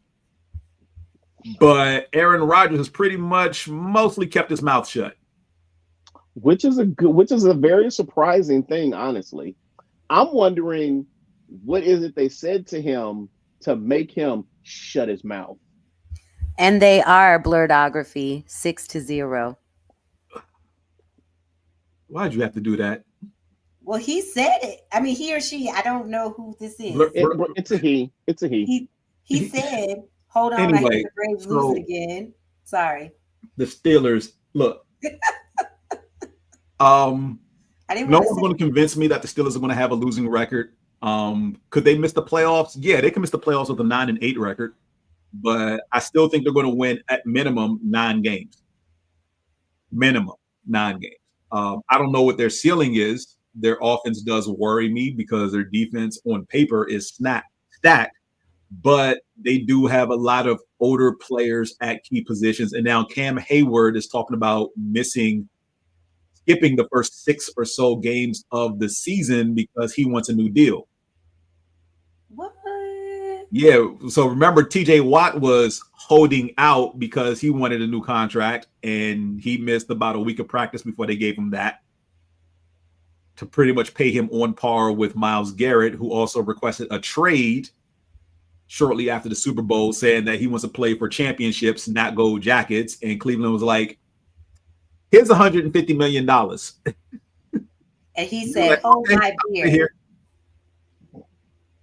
This is have a winning. I don't know, blurredography. I think that's the minimum. I think that's the minimum for them. A winning season is the bare minimum. I think they do get to the playoffs. I think I just have issues right now with Aaron Rodgers. I think I haven't liked him since he went to the Jets. No one likes Aaron Rodgers over the last 5 or 6 years. I'd go back and say more than 5 or 6. Yeah, I'm pretty sure, but as far as like the greater general populace of all football fans, it's pretty much been mostly the last 5 or 6 years. Right. I mean, if the Steelers go ahead and win, like, I mean, I'll still be happy about that. They already got 6 rings though. Like, they could just be okay. They don't need no more. Their last ring was 15 years ago, roughly. Was it that long ago? At least 15 years ago, if not more. 2012, 13 years ago. I think it was 2012. Either way, I was alive and kicking and remembering. So it doesn't seem that far. I'm like, oh, was it 15 years ago? I didn't realize it. They still have 6. How many do the two of us have? Two of who? Me and Mac. Oh. I'm trying to figure out why you bringing him into this. What did I do to you, Candaysee? I was gonna say how many do we have, and then I remembered. Oh wait, they just won the Super Bowl too, so But anyway, I'm just saying. So Aaron can go somewhere. The Steelers need to they just need to go away so that teams like ours can have a blurredography. That statement was true 7 years ago. That statement was true more than 7 years ago. So my bad. Okay. Well, what we already asked about. Oh, so what were your thoughts on your team after preseason game 1? Who, me? Isn't that the next topic? I mean, I have no thoughts on the Eagles after the first preseason game. I have thoughts on the team we played in week 1 of preseason, the Cincinnati Bengals. Because first and foremost, none of the starters for Philadelphia on either side of the ball played in that game. In fact, nobody who played in that game is going to have a significant role going into the first 6 to 8 games of the season. So there was nobody of any real consequence playing that night. That being said, the Cincinnati Bengals did roll out their starting offense and defense for the entirety of the first quarter. And at the end of the first quarter, the score was Cincinnati 14, Philly 10. I want you to think about that. Wait, so Joe Burrows was out there?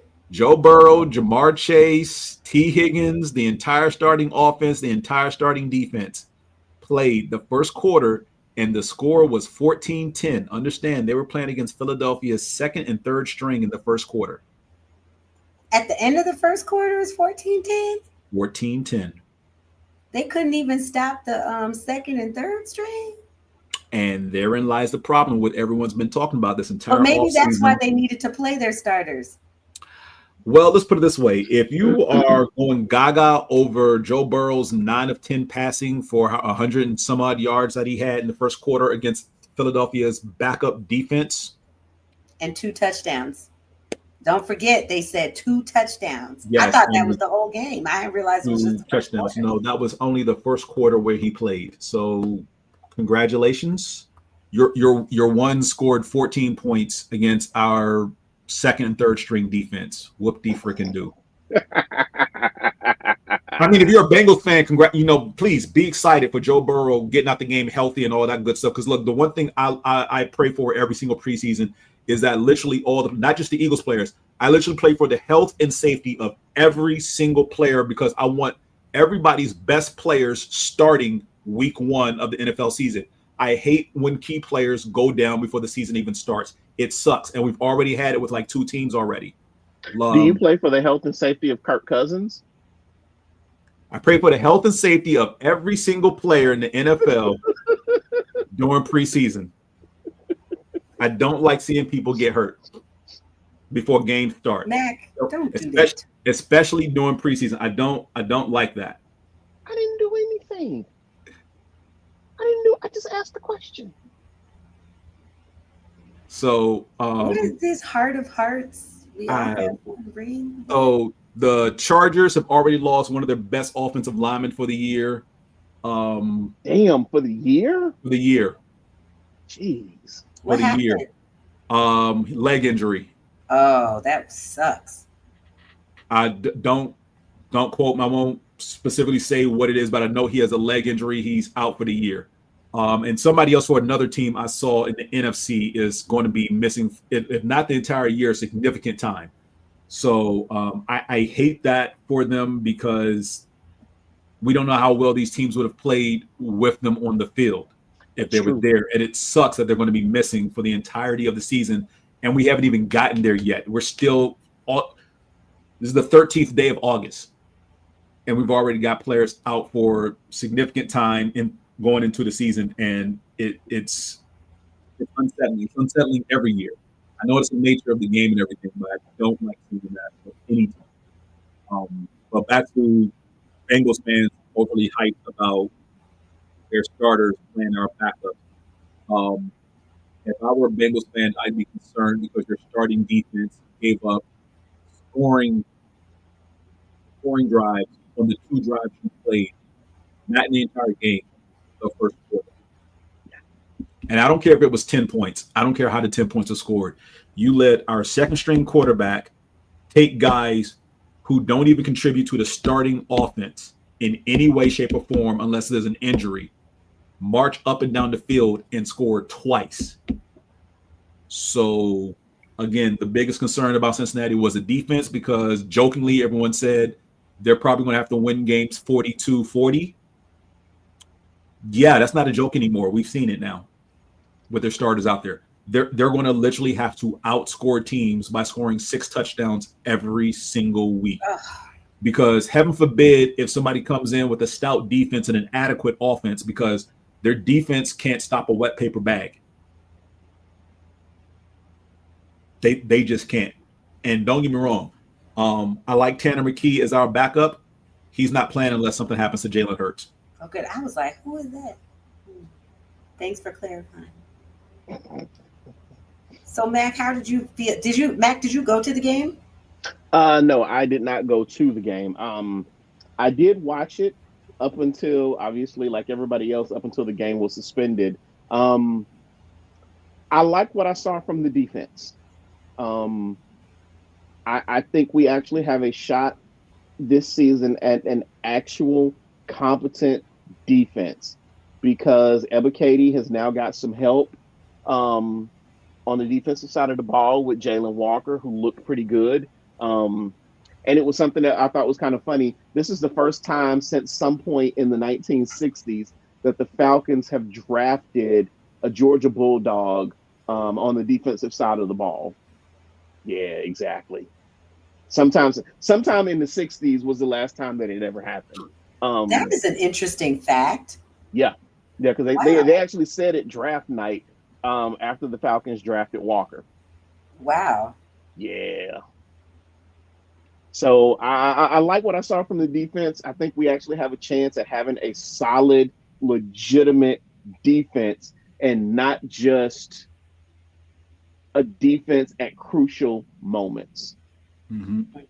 So, yeah, I feel pretty good about the defensive side of the ball. The offensive side of the ball, that's always going to need some work just because the line is – if we can get that line back from the 2016 season, I'd be so freaking happy. But we both know that's not going to happen. So as long as the offensive line can hold it together, we'll be doing pretty good.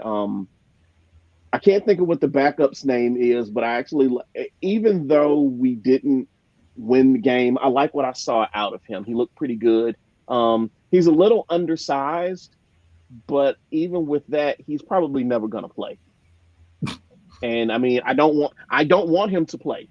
I want Penix in taking all the snaps unless we're up by like 30 and then put the backup in. Okay, I love it. So the one thing that I was surprised about, and I know it has nothing to do with the game, it has everything to do with the fans. But you know, Friday we decided to have our annual Besties lunch. So I took Emory Friday Jones. off. That's his name, Emory Jones. I'm sorry, Candaysee. It's okay. And so I decided that I was going to go to fellowship afterwards. You know, just a little happy hour and not normally off on Friday. And I'm like, who are all these people out here already tailgating? Like they was out there tailgating for the preseason game. Like, y'all tailgating for this preseason game? Yes. You're not going to see Mike Penix. You're not going to. Yes.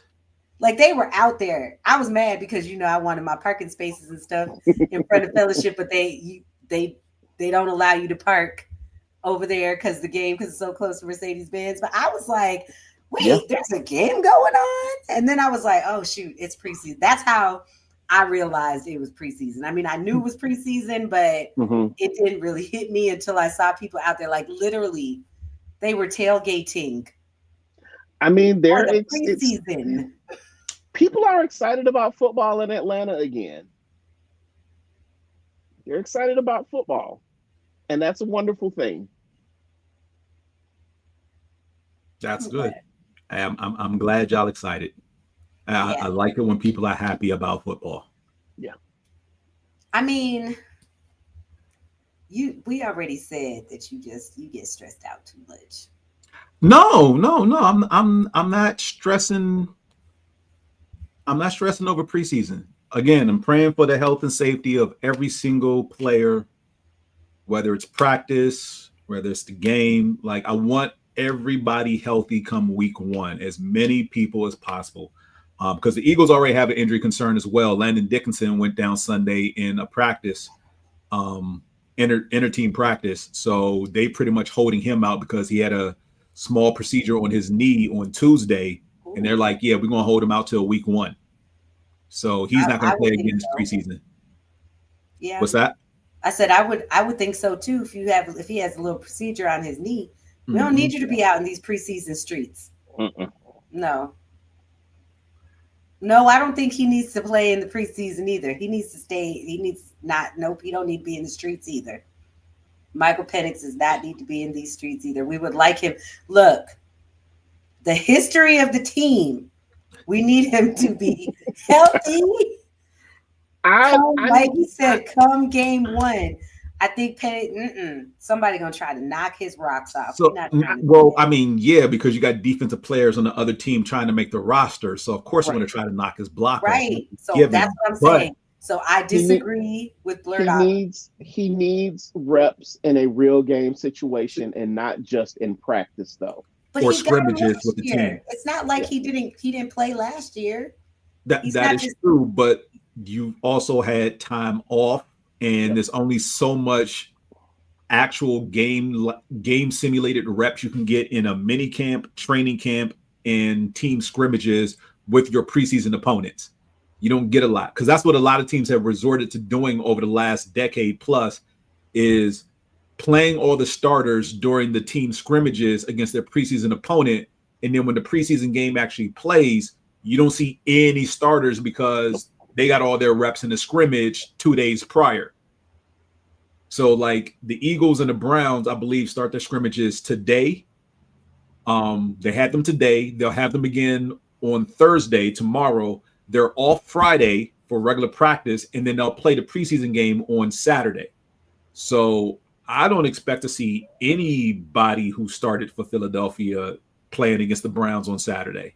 I expect to see Tanner McKee starting again with Will Shipley, and maybe A.J. Dillon gets a little bit of a carry, or 3 or 4, and just to see how he runs behind the backup offensive line, because rest assured, several members of that second string offensive line are going to make the roster to fill in gaps when one of the starters goes down during the season, because the Eagles normally carry about 8 or 9 offensive linemen into the season every single year. Because that's what they're known for. I mean, the offensive line is, from what I've been told, one of the best in the NFL, if not the best. Oh, yeah. Well, I just feel, you know how I feel about preseason. Mm-hmm. So it just gets us hyped. It does. I try not to get too hyped over preseason, though. That part. I try not to get too hyped. You can't. Well, I feel like you can't really get too hyped, because it's not like your starting squad is playing the whole of any game.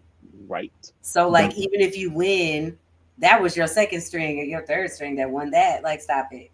But how does your second string stack up against another team's second string as far as people trying to make the roster? So that's why I like preseason, because I like to know, all right, we have a deficiency at this position, who's going to make the roster at this spot, like who are we going to play? Like several years ago, we had not several years, basically it was almost a decade ago, the year the Eagles won the Super Bowl. There was a rookie out there, what was his name? Corey Clemens. Corey Clemens was a rookie who basically outshone every rookie that we drafted that year going into the season. And I was watching, he played every preseason game. I watched some of the highlights of practice, and I'm like, this kid's going to make the roster, and he's going to threaten whoever we have as the default starter. And he did. He made huge plays throughout the season. He was great as a receiver out of the backfield. And when it came time for the Super Bowl, he had 100 yards receiving. As a running back, rookie running back out of the backfield, he had 100 yards receiving in the Super Bowl that we won against the Patriots. So, yeah, these games, I get it. Most people only care about the starters playing. I don't watch preseason for the starters. I watch preseason for how do our twos stack up against another team's twos. Yep. Which member in these third units has a legitimate shot to make the roster? Because those people on the third units, as far as offensive defense, those are your special teams players. Those are the people on your kickoff team, your kickoff return team, and your punt coverage teams. So when you go into the season, you're like, yo, why do our special teams suck? That'll be why. Oh,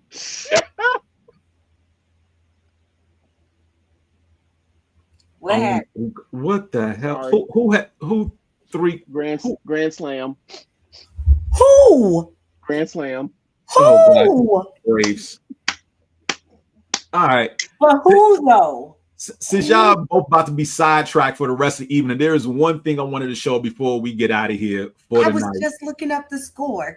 No. Okay. I happened to look over, and I was like, "Oh shit!" Stop looking over. We finishing up a show. Sorry, I did the same but thing. Since Candaysee was on here talking shit to me about my team, I had to bring the game up to I know, because now it's 9-6. Right. So this little thing right here I want to drop before we get out of here. Just for everybody. I love this. This is for everybody who has somebody who loves football. This is your warning going into the season. This was so funny. Your resignation. You're not allowed. Oh my goodness. Dear Simone, it is with mixed emotions and a little excitement that I hereby tender my formal resignation from my current full-time duties as a present, active, loving, emotionally available, and ever-present husband and father. What the hell is this? For the past 6 months, I performed at an elite level, changing diapers like a pit crew, providing emotional support on demand, being a human jungle gym, personal chef, therapist, and unofficial IT guy. I've watched reality shows, paused games for quality time, and even missed kickoffs to help with the bedtime routines. But as we approach the heart of football season, I regret to inform you that I can no longer fulfill these duties to their full extent. Between my coaching responsibilities and the emotional roller coaster of the Raiders' upcoming season, my bandwidth will be stretched tighter than a 2-minute drill. Effective August 4, 2025 until February 2026, my availability will shift to part-time status. I am still available to assist with family operations on Tuesdays and Wednesdays, provided that there are no college or professional games being televised, including replays, fantasy football updates, and critical sports documentaries, really? Yeah. This temporary resignation is in no way a reflection of my love for you or our family. It's simply a necessary reallocation of emotional and physical resources during football season. I remain committed to our household mission, and I'll resume full duties promptly after the final whistle of the Super Bowl. Thank you for your grace, understanding, and continued patience, and for not hiding the remote. With all my love, always. Be ready. Even when I'm yelling at the TV?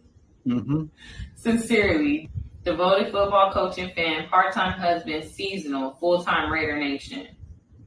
You got me fucked.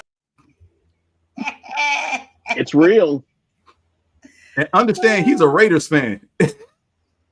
I had to laugh. I got some fans of every team. I'm assuming part-time duties to emotion. I was like, ooh, see, I don't have any kids to have to say anything like that to.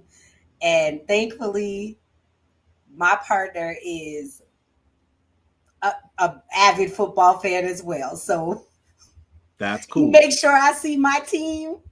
And he's a Bears fan, so he be an extra. He just some Sundays he just be like, nah. I will pray for his sanity for the first month and a half of the season. Man, let me tell you, because after the midpoint in October, if the Bears aren't playing well, I'm just going to chalk it up to it is what it is. But for the first 6 weeks of the season, I will pray for Bears fans. Come week 7, y'all on your own. Well, I think he keeps me calm from my emotional bursts when I'm watching. Look, I'm the one who be sitting there the whole time, like, because there's only one game y'all got to worry about winning. That's the KC Invitational. Look, what happens between now and the end of the regular season, that first or second weekend in January, is irrelevant. We all know y'all going to win the AFC East. You're probably going to be the 1 or the 2 seed in the AFC, and you're going to the KC Invitational. Okay, so here's the thing. All you have to do is win the KC Invitational. Not the KC Invitational. But I know, right? Because that's what it is. That's what it is. Ask Kansas City to get to. What am I supposed to call it? Like you can do been in that game the last 7 years. It's the KC Invitational. All I know is my Bills fandom of my whole entire life still has me anxious when we're playing games, because until the game ends at 0-0-0 in the fourth quarter, we have not won. And so every game, every week, except for the bye week, and even then the bye week, I'm looking to see who's winning in the bye week. I'm just saying, some teams lose the bye week. You right. But look, I understand as a fan, you stress, and me on the outside looking into Bills Mafia and everything like that. I still have y'all penciled in to the KC Invitational against Kansas City.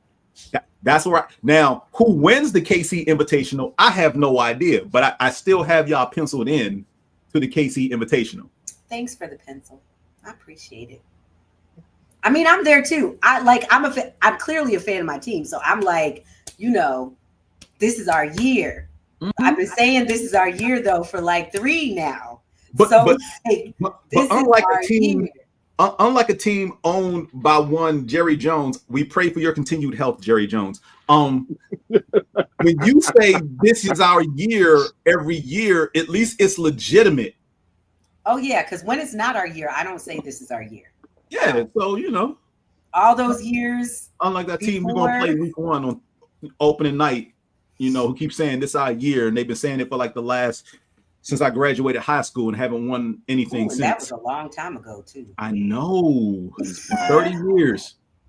I know. 30 years since I graduated high school. They ain't won squat since.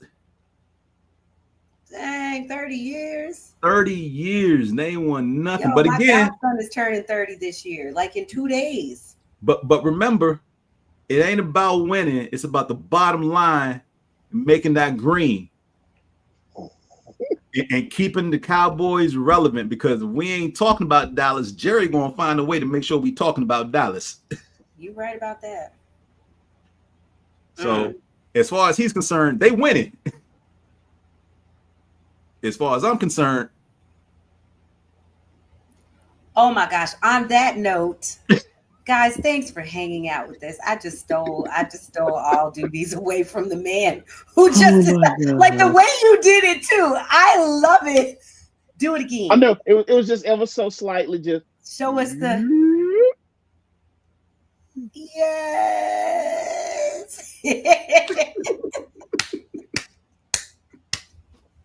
I love it. On that, we will see you all next month for our September edition, in which week 1, if not week 2, games will have been played. So we will see how our sanity changes from now and then. It might not be any sanity. A couple of weeks of actual games, not just preseason. I do say thank you again, both of you, for joining me. As always, we will see you all next month. Say good night, everyone. Good night, everyone.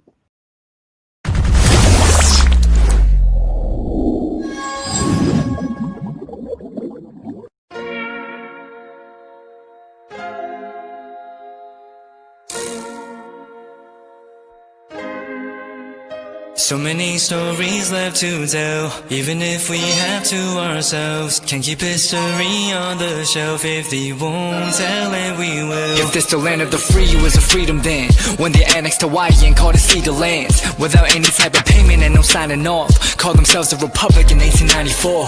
1.2 million acres overtaken from the native Hawaiians. When they resisted, the West retaliated in violence and erasure. The Hawaiian language is banned as part of colonialism's plan to expand. Stuck between a rock and a hard place. Multiple bombings of Kaho'olawe as a part of their ongoing war with Asia. Used it as a place for target practice. No consent or compensation. Colonizers call for annexation. No work out for all the locals. School will never let you know. So many stories left to tell, even if we have to ourselves. Can't keep history on the shelf. If we won't tell it, we will. Too many stories left to tell, even if we have to ourselves. Can't keep history on the shelf. If we won't tell it, we will. We will. So if you put Hawaii into perspective, well, Black and Asian history is interconnected. Considering the fight with the Pacific, then of course. Versus Asia, they was treated as a middleman for war, but didn't let the Western colorism run its course. Cause dark skin was a sign of dignity to core. The land was taken in the name of capitalism, when prior to it was an actual kingdom. Clap back at the system. Stuck between a rock and a hard place. Multiple bombings of Kaho'olawe. As a part of their ongoing war with Asia, used it as a place for target practice. No consent or compensation. Colonizers call for annexation. The work out for all the locals. School will never let you know. So many stories left to tell. Even if we have to ourselves, can keep history on the shelf. If we won't tell it, we will. Too many stories left to tell. Even if we have to ourselves, can keep history on the shelf. If we won't tell it, we will. So many stories left to tell. Even if we have to ourselves, can keep history on the shelf. If we won't tell it, we will. Too many stories left to tell. Even if we have to ourselves, can keep history on the shelf. If we won't tell it, we will.